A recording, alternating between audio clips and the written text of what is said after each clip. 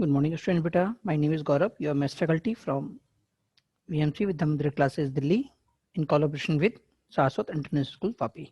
बेटा last class की बात करें तो हम लोग का पीएनसी चल रहा था। चलिए लास्ट क्लास से कंटिन्यू करते हैं। बेटा देखिए क्वेश्चन में क्या बोला हुआ है, number of way of distributing n different object among the 5 persons such that each get at least one। मतलब बेटा मुझे 9 ऑब्जेक्ट्स को 5 लोगों में डिवाइड करना है इस तरह से कि हर एक आदमी को कम से कम एक ऑब्जेक्ट तो मिल ही जाए। तो बेटा देखिए सिंपल सी बात है, मेरे पास 9 ऑब्जेक्ट हैं और मुझे 5 लोगों में डिवाइड करना है। कितने में बेटा? 5 लोगों में। मान लो वो 5 लोग हैं, ए बी सी डी और बेटा मान लो ये है ई। ठीक है, तो मेरे पास तो क्या है भाई, हर एक को कम से कम एक एक तो मिलना चाहिए। क्या क्लियर हुआ? नहीं हुआ? ठीक है, तो एक तरीका क्या होगा बेटा कि मैं इनमें से 4 को एक एक दे दूं और एक को 5 दे दूं। देखो 9 का डिस्ट्रीब्यूशन हो गया और हर एक को कम से कम एक मिलाए। क्लियर हुआ? नहीं हुआ? अच्छा, दूसरा ऑब्जेक्ट क्या होगा कि भैया मैं पहले को दूं 4, दूसरे को तो दूं, बाकी को क्या दे दूं? एक एक एक। हो गए मेरे 9 वापस। ठीक है ना, 5 + 6। ओके, और क्या तरीका हो सकता है बेटा? और तरीका मेरे पास क्या हो सकता है? देखो मैं सारे केसेस यहाँ लिख देता हूँ। अभी पहले मैंने दिए 5, फिर मैंने दिए 3 4, अगला क्या होगा? मैं 3 दे दूं। तो मैं 3 दूंगा तो मुझे क्या मिलेगा बेटा? 3 3 1 1 1। क्लियर? अगली पॉसिबिलिटी क्या है कि मैं पहले को 2 दे दूं। क्या सभी को समझ में नहीं आया? क्योंकि देखो अगर मैं इसको 4 दे रहा हूं, इसको 2 दे रहा हूं, ठीक है।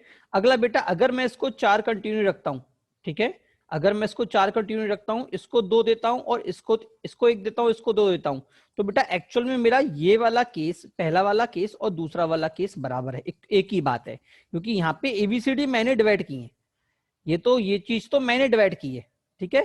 बट अगर हम पेयरिंग की बात करें, ग्रुपिंग की बात करें, तो ये दोनों एक ही होंगे। क्लियर हुआ? नहीं हुआ? इसका मतलब ये वाला अलग से काउंट नहीं किया जाएगा। तो अगली पॉसिबिलिटी क्या बनेगी कि मैं 4 से हटा के यहाँ पे क्या कर दूं? मैं 4 से हटा के यहाँ पे 3 कर दूं। तो अगर यहाँ पे 3 देता हूं तो मेरे पास और कितने बचे बेटा? मेरे पास बेटा बचे टोटल 6। इसको भी 3 दे दूं, बाकी को मैं 1 1 1 दे सकता हूं। और क्या हो सकता है? इसको 3 दूं, इसको 2 दूं, इसको 2 दूं, बाकी को क्या दे दूं? 1 1 दे दूं। ठीक है, और कोई पेयर यहाँ पे अब बनना पॉसिबल नहीं है, क्योंकि जब मैंने 5 से 1 को घटाया तो मुझे इनके अंदर किसी एक में 1 बढ़ाना था। ठीक है, जब मैंने 4 से 3 किया, इसका मतलब मैं 5 से 2 को घटा रहा हूं, इसका मतलब मुझे इन बचे हुए चारों में 2 का डिस्ट्रीब्यूशन करना है। तो 2 को डिस्ट्रीब्यूट करने का तरीका ये है कि 1 को दोनों दे दूं या मैं 2 जनों को 1 1 दे दूं। कोई और पॉसिबल वे नहीं है। क्या आपको ये बात समझ में आ रही है? नहीं आ रही? कि मुझे अब 2 को डिस्ट्रीब्यूट करना है, तो 2 को डिस्ट्रीब्यूट करने का तरीका यही है कि 1 को मैं दोनों दे दूं तो 3 हो जाएंगे, या फिर मैं 2 को 1 1 बांट दूं। ठीक है, अगला पॉसिबिलिटी क्या है कि भैया मैं इसको दे देता हूं 2। ठीक है, कितना दे देता हूं? 2। तो मेरे पास कितना डिक्रीज हुआ बेटा? देखो मेरे पास डिक्रीज हुआ 3। मतलब मुझे 3 को इन चारों में डिवाइड करना है। तो ऑप्शन क्या होगा? 1, या फिर तो मैं तीनों को 2 2 दे दूं। क्लियर हुआ? नहीं हुआ? हाँ जी, देखो 2 + 2 + 2 + 2 + 1 4 हो गया। या फिर मैं क्या करूं बेटा? 2 इधर रखूं और एक इसको 3 दे दूं, इसको 3 दे दूं, वो पॉसिबल ही नहीं है। क्या समझ में आया? नहीं आया? क्योंकि अगर मैं इसको 3 देता हूं तो मुझे एक मतलब 3 डिस्ट्रीब्यूट करने थे, 3 में से 2 डिस्ट्रीब्यूट यहां कर दिए, तो मेरे पास और कितने बचे? एक और बच्चा, 2 यहां दे दूंगा, एक यहां दे दूंगा, एक यहां दे दूंगा। बेटा अगर आप ध्यान से देखें तो ये वाला केस देखो, ये वाला जो केस था मेरा और ये वाला केस मेरा सेम आ चुका है। देखो 1 3 2 2 और इधर भी 2 2 1 3। क्या क्लियर हुआ? नहीं हुआ? मतलब 2 को लेके और कोई केस नहीं बनेगा। ठीक है ना। और आखिरी केस क्या होगा? इसको 1 दे दूं, बाकी मेरा ऑर्डर ही हो जाएगा। ठीक है, तो बेटा इस तरह से मेरे पास टोटल कितने केस बनने हैं? देखो 1 2 3 4 5, सिर्फ बेटा 5 केस बनना पॉसिबल है। क्या सभी को समझ में नहीं आया? देखो ये वाला केस हमने लिखा दिया यहाँ पे और ये वाला केस हमने लिखा दिया हमने यहाँ पे। ठीक है, कि मैं सबको 2 2 2 2 बांट दूं। ठीक है ना। हाँ, तो बेटा मेरे पास 5 केस बनना पॉसिबल है। तो अब पहले केस की क्या बात करूंगा कि भैया फिर से बेटा मुझे क्या करना है? डिस्ट्रीब्यूशन करना है। तो मैं क्या बोलूंगा? हम जानते हैं क्या था बेटा? फैक्टोरियल 9 अपॉन पहला फैक्टोरियल 5, पहला वाला, दूसरा फैक्टोरियल 1, तीसरा फैक्टोरियल 1, चौथा 5वां फैक्टोरियल 1। तो बेटा ये कितनी बार आ रहा है? ये रिपीट हो रहा है मेरे पास। कितनी बार रिपीट हो रहा है बेटा? ये 4 बार रिपीट हो रहा है। तो बेटा बजाय मैं इसको 4 बार मल्टीप्लाई करने के, मैं सीधे क्या लिखूंगा बेटा? मैं इसको सीधे लिखूंगा 5 फैक्टोरियल इंटू फैक्टोरियल 1 की पावर 4। क्या क्लियर हुआ? नहीं हुआ?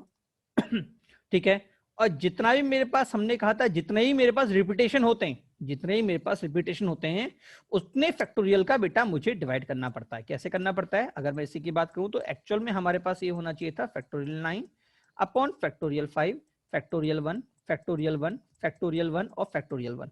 1 का कितनी बार रिपीटेशन हो रहा है? 4 बार, तो बेटा मैं इनटू कर देता 1 अपॉन फैक्टोरियल 4। क्या ये चीज सभी को समझ में आई? ठीक है, बट मैं इसको इस तरह से ना लिख के, मैं बेटा इसको जो मेरे पास इसका जो 4 बार मल्टीप्लाई हो रहा है बेटा, मैं इसको लिखूंगा फैक्टोरियल 1 की पावर 4। और जो यहां पे आया 4, ये पावर आ रही है, इसका मतलब इसका 4 बार मल्टीप्लाई हो रहा है बेटा, उसका मैं आगे मल्टीप्लाई कर दूंगा। क्या सभी को समझ में आया? नहीं आया? ठीक है, अगला क्या हो जाएगा बेटा? अगली पॉसिबिलिटी क्या हो जाएगी अगले पेयर के लिए? देखो अगला ये वाला होगा, तो मेरे पास क्या होगा? देखो factorial 4 into factorial 2 into factorial 1 की पावर 3, फैक्टोरियल 1 की पावर 3। अब पावर 3 गई है तो 1 अपॉन फैक्टोरियल 3। ठीक है, अगला क्या होगा बेटा? Factorial 3, factorial 3 into factorial 3 that is factorial 3 का स्क्वायर, और बाकी 1 तो फैक्टोरियल 1 का क्यूब। तो इस 2 के लिए फैक्टोरियल 2 का डिवाइड, और बेटा इस 3 के लिए फैक्टोरियल 3 का डिवाइड। क्या सभी को समझ में आ रहा है? नहीं आ रहा? ठीक है, और आखिरी क्या हो जाएगा बेटा? फैक्टोरियल 2 कितनी बार? 3 बार नहीं, अगला वाला फैक्टोरियल 2 2 बार, फैक्टोरियल 3 1 बार और फैक्टोरियल 1 2 बार। तो बेटा इंटू 1 अपॉन फैक्टोरियल 2 2 का, और इंटू 1 अपॉन फैक्टोरियल 2 बेटा इस वाले का। और आखिरी केस क्या हो जाएगा बेटा? 2 का 4 बार, फैक्टोरियल 2 4 बार, इंटू 1 फैक्टोरियल 1 1 बार, और आखिर में बेटा ये जो मेरा 4 गया बेटा उसका डिवाइड। ठीक है, ये मेरा फाइनल आंसर आ गया। क्या सभी को समझ में आया? नहीं आया? अब बेटा ये जो हमने पढ़ाया इसको अगर हम थ्योरी में, देखो अभी जो हमने समझाया बेटा वो मैंने आपको थ्योरी समझाई कि एक्चुअल में फिनोमिना होता क्या है, एक्चुअल में फिनोमिना होता क्या है। ठीक है, बट अगर मैं इसकी थ्योरी लिखना चाहूंगा तो थ्योरी क्या हो जाएगी बेटा? देखो थ्योरी बेटा मैंने थ्योरी बाद में पढ़ाई है इस टॉपिक की, जिससे कि आपको समझ में आ जाए, क्योंकि अगर मैं पहले थ्योरी लिखाता तो आप कंफ्यूज हो जाते। क्लियर? कॉन्सेप्ट क्या बोलता है बेटा कि अगर मुझे n डिफरेंट ऑब्जेक्ट्स को डिवाइड करना है, अगर मुझे n डिफरेंट ऑब्जेक्ट्स को डिवाइड करना है, ठीक है ना, m नंबर ऑब्जेक्ट्स के अंदर जिनके n1 ग्रुप बन रहे हैं, m2 नंबर ऑफ ऑब्जेक्ट के अंदर जिसके n2 ग्रुप बन रहे हैं, n3 नंबर ऑफ ऑब्जेक्ट के अंदर जिसके n3 ग्रुप बन रहे हैं। इसका मतलब आप ये बोल सकते हैं कि भैया मुझे 9 चीजों को डिवाइड करना है, 9 चीजों को डिवाइड करना है अलग अलग ग्रुपों में। पहला ग्रुप क्या है बेटा? ये फैक्टोरियल 1। तो बेटा ये जो फैक्टोरियल 1 है वो शो कर रहा है बेटा ये वाला m1 m2 m3। ठीक है, m1 मतलब number of object of the group size, size कितनी है? n1। क्लियर हुआ नहीं हुआ? m1 साइज के कितने नंबर ऑफ ग्रुप बन रहे हैं वो ये शो कर रहा है। तो मेरा सीधा फॉर्मूला क्या होता है बेटा? सीधा मैं अगर बोलूं तो ध्यान रखिएगा, फैक्टोरियल n अपॉन फैक्टोरियल 1 की power n1 into factorial 2 into factorial 2 की power n2 dot dot dot factorial m to the power n के। क्या क्लियर हुआ नहीं हुआ? और जो बेटा ये मेरे पावर लिखी हुई है बेटा उसका आगे divide factorial n1 into factorial n2 dot dot dot factorial n के। क्लियर? एक बार और समझाता हूं, जरा वापस समझिएगा बेटा। इसको आप प्रीवियस क्वेश्चन से लिंक करके देखिए कि आपको 5 ऑब्जेक्ट्स दे रहे थे, आपको 5 ऑब्जेक्ट दे रहे, 9 ऑब्जेक्ट को डिवाइड करना था। तो आपके पास जो एक केस बनाया था मैंने 2 3 2 1 1। ठीक है, तो मैंने इसकी कितने ग्रुप डिवाइड किए? 5 ग्रुप डिवाइड किए। अब बेटा 5 ग्रुपों में से कितने ग्रुप मेरे रिपीट कर रहे हैं? तो जो बेटा 2 साइज के मेरे ग्रुप हैं जिनके जिनके अंदर 2-2 ऑब्जेक्ट मैं ले रहा हूं, कितने ऑब्जेक्ट ले रहा हूं? 2-2 ऑब्जेक्ट ले रहा हूं। तो बेटा ये तो क्या था बेटा? m1 मतलब साइज ऑफ ग्रुप। मैं 9 को डिवाइड कर रहा हूं 5 ग्रुपों में, 5 ग्रुपों में, तो m1 क्या शो कर रहा है बेटा? उन ग्रुपों की साइज शो कर रहा है। क्या शो कर रहा है बेटा? Size of group size show कर रहा है। क्या क्लियर हुआ नहीं हुआ? क्या शो कर रहा है? Group size m1। ठीक है, और n2 क्या शो कर रहा है बेटा? नंबर कि वो ग्रुप कितनी बार हमने रिपीट किया। देखो जैसे यहां पे 2 कितनी बार रिपीट हुआ बेटा? 2 बार रिपीट हुआ। तो एक क्या n1 क्या शो कर रहा है बेटा? उस ग्रुप के रिपीटेशन के नंबर को। क्या क्लियर हुआ नहीं हुआ? तो मैं इसको सीधे कैसे लिखूंगा बेटा? मैं इसको लिखूंगा फैक्टोरियल 9।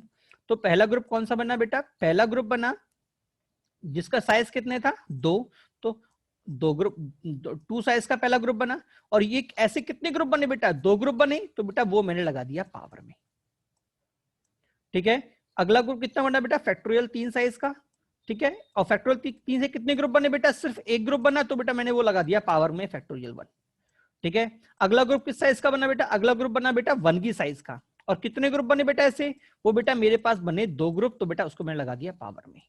क्या क्लियर हुआ नहीं हुआ? इनटू में अब जो भी मेरी पावर आ रही है उसका आगे मल्टीप्लाई, फैक्टोरियल 2, पहले की पावर, दूसरे की 1 तो फैक्टोरियल 1, और तीसरे की पावर 2 तो फैक्टोरियल 2। क्या सभी को समझ में आया नहीं आया? ठीक है, वापस क्लियर हुआ नहीं हुआ? तो ये M1 क्या शो कर रहा है? Size of group. जो हम ग्रुप बांट रहे हैं M1 हमें शो कर रहा है साइज ऑफ ग्रुप के। भैया मेरी ग्रुप के साइज क्या है? M1। ठीक है। और N1 क्या शो कर रहा है कि भैया उस ग्रुप, उस साइज के कितने ग्रुप बने हैं, उस साइज के कितने ग्रुप बने हैं। क्या क्लियर हुआ नहीं हुआ? तो बेटा थ्योरी को अपने अकॉर्डिंग इंप्रूव कर लीजिएगा जब आप लिखो। ठीक है, मैंने कहा ना ये वाले मेरे थोड़े, ये वाले नोट्स को मैंने वापस नहीं, ये मैंने सबकी सब अपने अकॉर्डिंग लिख दिया। क्लास में पढ़ाते हैं तो क्या हम हैंड टू हैंड इंप्रूव कर लेते हैं। ठीक है, ये मेरे खुद के नोट्स हैं तो अपने अकॉर्डिंग मैंने लैंग्वेज लिखी हुई है। जब पढ़ाना होता है तो क्लास में तो ऑटोमेटिक इंप्रूव किया जाता है, बट आपको मैं सीधे नहीं से पढ़ा रहा हूँ इसलिए थोड़ा मुझे दिक्कत आ रही है। मतलब थोड़ा आपको भी थोड़ा इसी समझने में दिक्कत आ रही होगी। क्या क्लियर हुआ नहीं हुआ? ये क्लास में पढ़ाते हैं तो लैंग्वेज को हम अपने अकॉर्डिंग चेंज कर लेते हैं, बट ये पहले लिखी हुई है तो शायद आपको कंफ्यूज कर दे, तो इस लैंग्वेज पे ध्यान ना दे। जो मैंने आपसे बोला आपको वो लिख के आना है। ठीक है, वापस बोल देता हूं, M1 क्या है? M1 इज साइज, M1 क्या है? M1 is size of group. M1 क्या है बेटा? Size of group. ठीक है, और M1 क्या है बेटा? N1 है बेटा, ये तो है size of group, size of group. ठीक है, और N1 क्या है बेटा? Repetition of this group. Repetition मतलब इस साइज के कितने ग्रुप रिपीट हुए। क्या सभी को समझ में आया नहीं आया? और बेटा ये के क्या है बेटा? कितने टोटल मेरे पास कितने ग्रुप बने? जैसे यहाँ पे टोटल कितने ग्रुप बनने थे बेटा? M। ठीक है, चलिए बेटा आगे बढ़ते हैं। तो बेटा ये हमारा सीधा फॉर्मूला हमारे पास बन जाता है। ठीक है, आगे देखते हैं बेटा। हाँ बेटा, बट ध्यान रखिएगा इसमें एक कंडीशन क्या होती है? कंडीशन ये होती है कि M1 into N1, M1 into N1 plus M2 into N2 dot dot dot MK into NK बेटा मेरा N होना चाहिए। सर इसका मतलब क्या है? सर इसका मतलब क्या है? बेटा सिंपल सी बात ये है, जब हमने ग्रुपिंग किया था, देखो ये जो ग्रुप बनाया था ना मैंने, मान लो इसी ग्रुप की बात कर लूं, तो टोटल अगर मैं मल्टीप्लाई कर रहा हूं, फैक्टोरियल 2 कितनी बार जा रहा है? 2 बार। फैक्टोरियल 3 कितनी बार जा रहा है? 1 बार। और फैक्टोरियल 1 कितनी बार जा रहा है? 2 बार। तो बेटा सिंपल सी बात है, अगर मैं इन सबको ऐड करूंगा तो मुझे ये 9 तो मिलेगा। दो कितनी बार? दो दो करके बने बेटा, 2 ग्रुप बने, मतलब टोटल कितने एलिमेंट हो गए? 2 2 के 2 ग्रुप बने हैं, तो टोटल कितने एलिमेंट हो गए बेटा? मेरे पास टोटल 4 एलिमेंट हो गए। तो मैं बोलूंगा 2 इंटू 2। 3 का कितना ग्रुप बना बेटा? 1 बना, तो 3 इंटू 1। और आखिर का से कितना ग्रुप बना बेटा? 2 बने, तो 1 इंटू 2। तो बेटा ये किसके बराबर होगा बेटा? ये ऑब्वियसली बात है, ये 9 के बराबर हो जाएगा। ठीक है, तो ये कंडीशन जरूरी है, ध्यान रखना कि ये वाली। ठीक है, हाँ। तो वैसे ये कंडीशन का कोई कंडीशन नहीं है, यूज इतनी नहीं होती, बट कई बार हमारे काम आ जाती है। मान लो क्वेश्चन आपको इसी फॉर्म में दे दिया कॉम्प्रिहेंशन टाइम में, ठीक है, और आपको अगर ये याद है तो आप सीधे उसकी वैल्यू को निकाल सकते हो। ठीक है ना? चलिए अगला क्वेश्चन क्या बोल रहा है बेटा? अगला क्वेश्चन बोल रहा है if N object are divided in M के group, K number of group of group size n1 n2 n3 up to nk where no two group of same size, तो क्या होगा? तो बेटा ये होता है factorial n upon factorial n1 plus factorial n2 dot dot dot factorial n3। बेटा इसको ये समझ सकते हो, ये क्या बोलना चाह रहा है? ये बोलना चाह रहा है कि भैया अगर मुझे n ऑब्जेक्ट्स को k ग्रुपों में डिवाइड करना है, कितने ग्रुपों में? k ग्रुपों में, इस तरह से कि किसी भी 2 ग्रुप की साइज इक्वल नहीं होनी चाहिए। क्या होनी चाहिए? किसी भी 2 ग्रुपों की साइज इक्वल नहीं होनी चाहिए।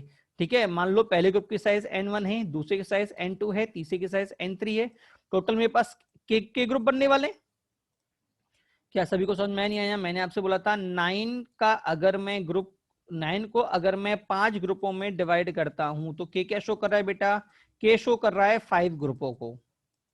ठीक है, अच्छा, और n1 n2 क्या शो कर रहे हैं बेटा? इन पांचों ग्रुपों के अंदर जो एलिमेंट्स होंगे ना, इन पांचों ग्रुपों के अंदर जो एलिमेंट्स होंगे ना बेटा, उनको बेटा मेरा क्या शो कर रहा है? n1 n2 और n3 शो कर रहा है। ठीक है, अब बेटा एक्चुअल में ये जो बात और प्रीवियस वाला क्वेश्चन बिल्कुल सेम ही बोल रहे हैं। मैंने आपसे कहा था m1 m2 क्या क्या शो कर रहा है बेटा?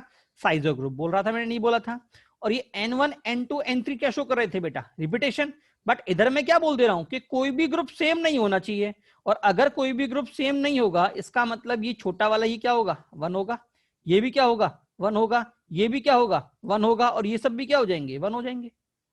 क्या क्लियर हुआ, नहीं हुआ सभी को? ठीक है, कि अगर कोई भी दो ग्रुप सेम नहीं होगा तो ये सब क्या हो जाएंगे, 1 हो जाएंगे, ये वाली वैल्यूज होंगी नहीं होंगी। तो मेरा फॉर्मूला क्या बन जाएगा, मेरा फॉर्मूला बन जाएगा 1/n into m1 m2 m3 into mk तक। क्या सभी को क्लियर हुआ, नहीं हुआ? ठीक है, ये हमारे सीधे फॉर्मूला हैं, जीप कॉन्सेप्ट मैंने आगे लिखा हुआ है। ठीक है ना, एक बार बेटा चैप्टर का प्रॉपर्ली रिवीजन कर लीजिएगा। ठीक है, और बाकी एक बार हम इस चैप्टर के क्वेश्चंस को हम एंड में लास्ट में डिस्कस करेंगे, प्रीवियस ईयर क्वेश्चन को, तो वहां से आपको काफी और हेल्पफुल मिल जाएगी।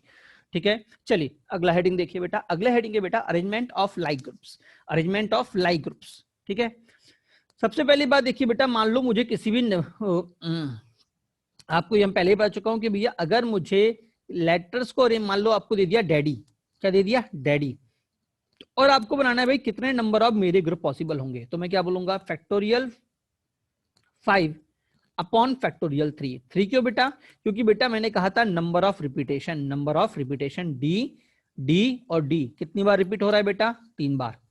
क्लियर हुआ, नहीं हुआ? अब जब मैंने ये अरेंज किया तो मेरे अकॉर्डिंग तीनों डी अलग थे, मेरे लिए ये D1 था, ये D2 था, ये D3 था, बट एक्चुअल में क्या ये अलग अलग है क्या?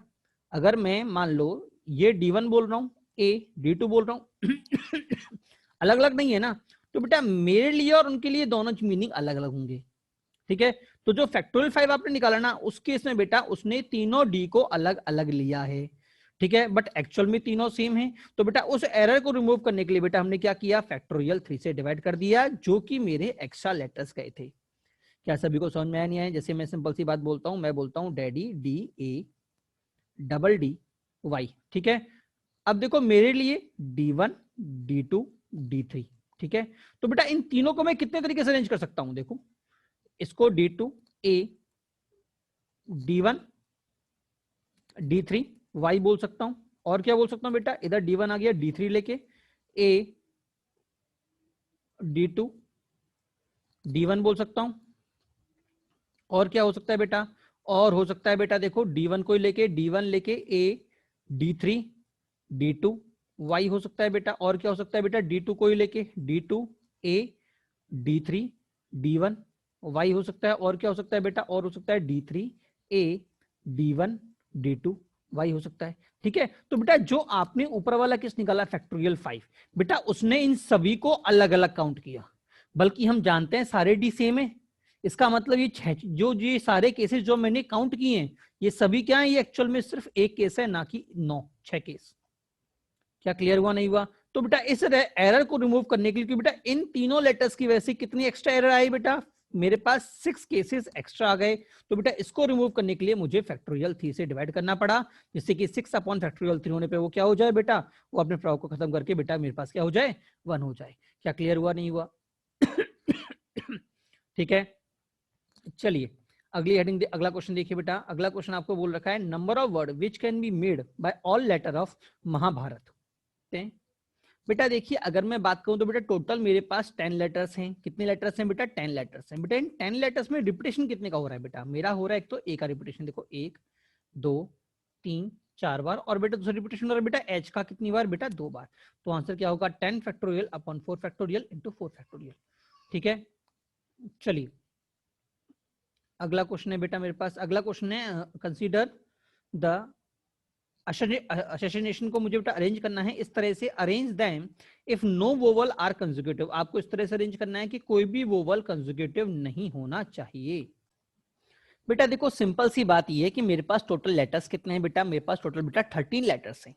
13 में से वोवल कौन कौन सा है बेटा, ए 3 बार, और कौन सा है बेटा 2 आई और 1 बेटा ओ। क्लियर, तो बेटा ये मेरे वोवल्स हैं। तो टोटल कितने वोवल्स हुए बेटा 6। अच्छा, और 6 में से बेटा हम जानते हैं 6 वोवल्स हैं, और कॉन्सोनेंट कितने होंगे बेटा, 13 में से 6 गए तो 7 बेटा मेरे पास कॉन्सोनेंट है। ठीक है, अच्छा वोवल्स में रिपीटेशन क्या है बेटा, ए मेरा 3 बार रिपीट हो रहा है। ठीक है, और जो बेटा मेरे पास आई है बेटा वो मेरा 2 बार रिपीट हो रहा है। कितनी बार रिपीट हो रहा है? 2 बार। ठीक है। अच्छा, अगर बेटा मैं कॉन्सोनेंट की बात करूं बेटा तो एस मेरा बेटा 4 बार रिपीट हो रहा है, और जो बेटा मेरे पास एन है बेटा वो मेरा 2 बार रिपीट हो रहा है। ठीक है। अब इधर जो काम की बात है, इनमें लिखा हुआ है no two vowels are consecutive. अगर आपको याद हो तो मैंने कहा था अगर कभी भी आपको ये क्वेश्चन लाइन दिख जाए नो टू आर टूगेदर या कंसेक्यूटिव, तो हम कौन सा मेथड यूज करते हैं बेटा? Gap method. याद आया नहीं आया सभी को? नो टू आर टूगेदर के लिए ऑलवेज गैप मेथड प्रेफर करना है। ठीक है। और अगर आपसे बोला जाए ऑल टूगेदर, तो मैंने आपसे कहा था स्ट्रिंग वाला निकालो, टोटल माइनस टूगेदर कर दो। ठीक है ना, ऑल टूगेदर वाला। ठीक है। हाँ तो बेटा सबसे पहला काम क्या करूंगा?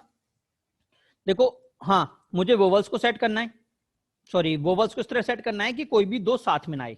ठीक है। तो मेरे पास कॉन्सोनेंट कितने हैं बेटा? 7। तो मैं क्या करूंगा? पहले कॉन्सोनेंट को सेट करूंगा बेटा, पहले कॉन्सोनेंट्स को सेट करूंगा।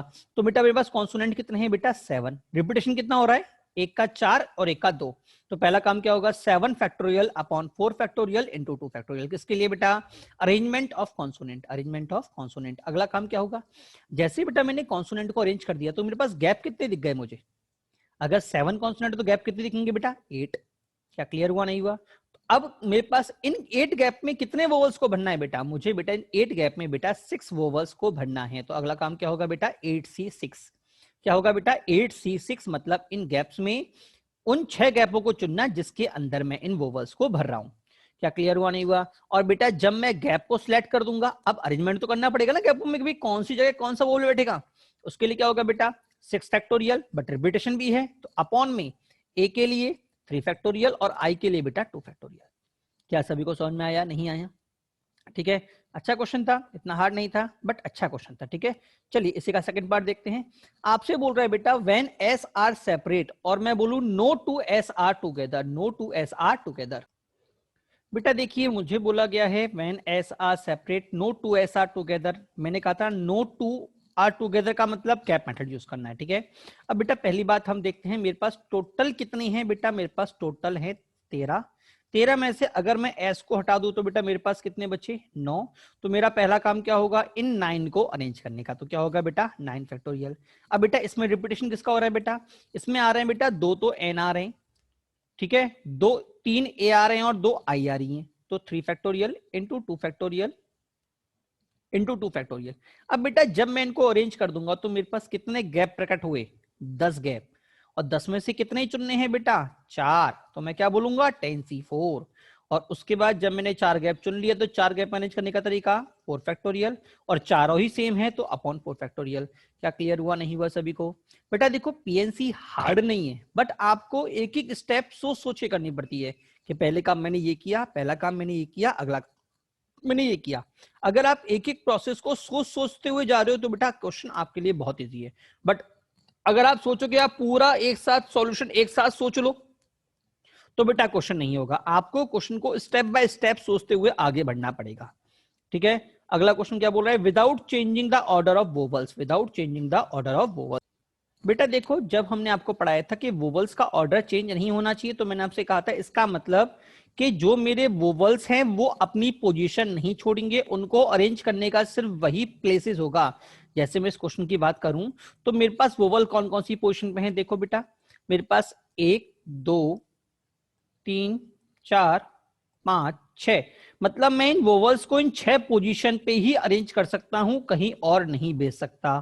ठीक है। और बेटा मेरे पास टोटल है ही 2 चीज, वोवल्स और कॉन्सोनेंट। तो अगर वोवल अपनी पोजीशन पे ही अरेंज होंगे इसका मतलब कॉन्सोनेंट को भी अपनी पोजीशन पे ही अरेंज होना पड़ेगा। क्या ये बात क्लियर हुई नहीं हुई? तो वोवल्स के लिए कितनी जगह अवेलेबल है बेटा? वोवल्स के लिए बेटा मेरे पास जगह अवेलेबल है 6। तो इसका अरेंजमेंट कितना हो गया? 6 फैक्टोरियल। रिपीटेशन कितना हो रहा है बेटा? ए का 3 और आई का 2। ठीक है। इन 2 में अब कॉन्सोनेंट बचे बेटा, कॉन्सोनेंट कितने हैं? 7। उनको अरेंज करने की जगह कितनी बची बेटा?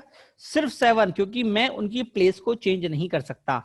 अगर मैं इन जगह कॉन्सोनेंट वोवल्स को ही बिठाऊंगा तो बेटा कॉन्सोनेंट को भी अपनी जगह ही बैठना पड़ेगा, क्योंकि मेरे पास 2 ही चीज तो है, कॉन्सोनेंट और वोवल।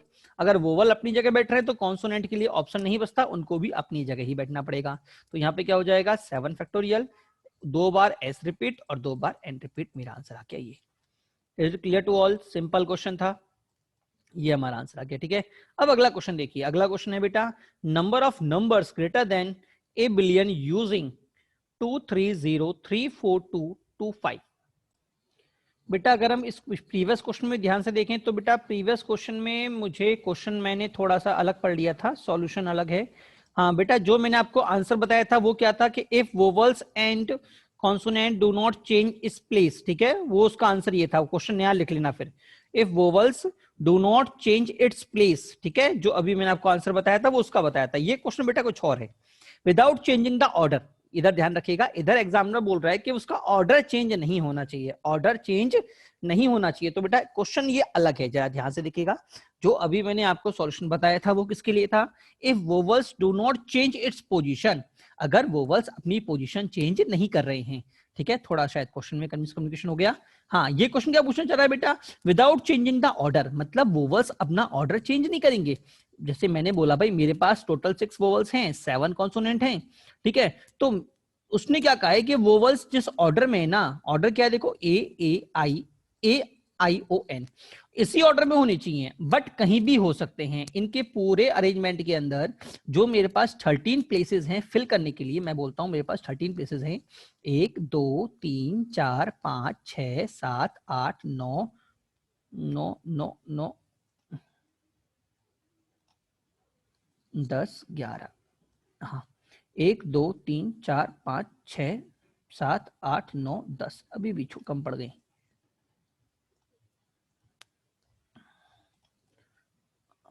2 मटर की बेटा 13 प्लेसेस, 1 2 3 4 5 6 7 8 9 10 11 12 13, ठीक है। अब वो बोल रहा है बेटा वोवल्स का ऑर्डर चेंज नहीं होना चाहिए, मतलब मैं बेटा वोवल्स को इन 13 में से किसी भी जगह बिठा सकता हूं, 6 की 6 वोवल्स को, बट उनका ऑर्डर चेंज नहीं होना चाहिए। सबसे पहले ए आएगा तो ए ही आना चाहिए, उसके बाद भी ए आना चाहिए, उसके बाद आई आना चाहिए, उसके बाद आई आना चाहिए, उसके बाद ए आना चाहिए, उसके बाद वापस आई, और उसके बाद ओ। मतलब मैं अगर चाहूं तो इन सभी को 6 की 6 को एक साथ बैठा सकता हूं, बट ऑर्डर यही रहेगा।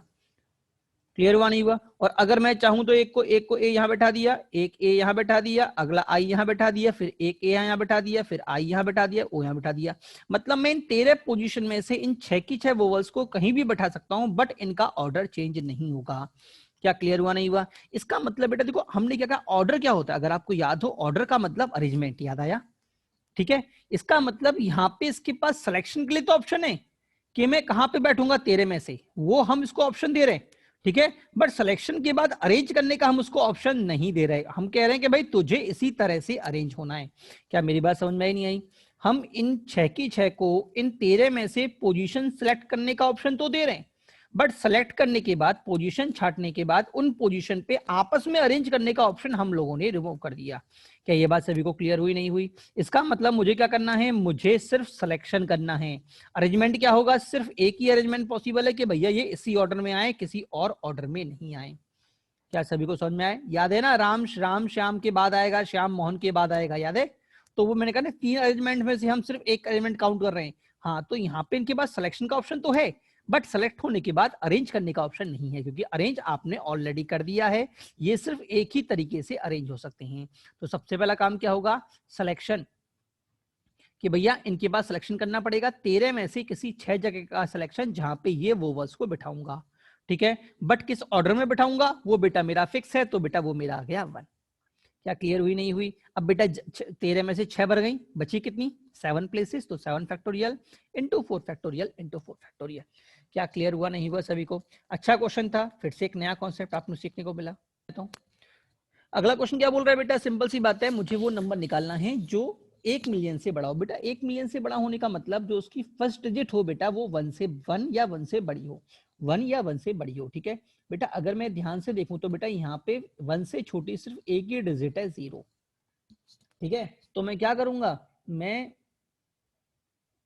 क्या करूंगा बेटा, पहले सारे टोटल नंबर बना लूंगा जो इन 7 से बनने वाले हैं, ठीक है ना। उसके बाद वो उन नंबर को रिमूव कर लूंगा जो मेरे, जिनकी स्टार्टिंग 0 से होने वाली है, क्योंकि अगर स्टार्टिंग 0 से होगी तो बेटा मेरे एक्चुअल नंबर कितने काउंट होंगे, 6 ही तो काउंट होंगे ना, क्योंकि पहले स्थान पे 0 आने पे तो हम काउंट ही नहीं करते। क्या क्लियर हुआ नहीं हुआ? तो टोटल कितने हो गए बेटा, टोटल हो गए 7 factorial upon 2 factorial into 2 factorial. 2 क्यों बेटा, क्योंकि बेटा 3 मेरा 2 बार आ रहा है, और 2 मेरा 2 बार आ रहा है।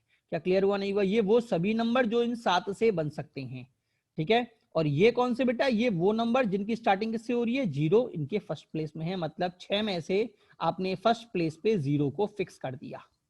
7 में से अब बची कितनी? 6 प्लेस, तो 6 के लिए 6 फैक्टोरियल अपॉन में रिपीटेशन के लिए 2 factorial into 2 factorial. Is it clear to all? बेटा देखिए मेरे पास टोटल जो लेटर्स हैं कितने हैं?